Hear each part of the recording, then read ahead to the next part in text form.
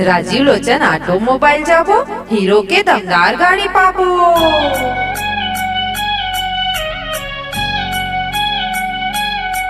Rajiv Lochan automobile जाबो, hero की गाड़ी ले आवो। राजीव लोचन ऑटोमोबाइल 501 रुपया में गाड़ी के बुकिंग करवाबो।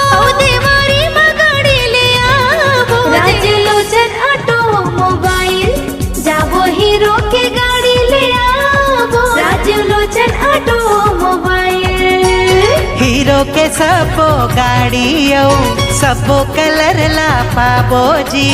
आसान मासिक किस्त में फाइनेंस ला कराबो जी। GST के लाभ ला पाबो। राजीव लोचन ऑटोमोबाइल।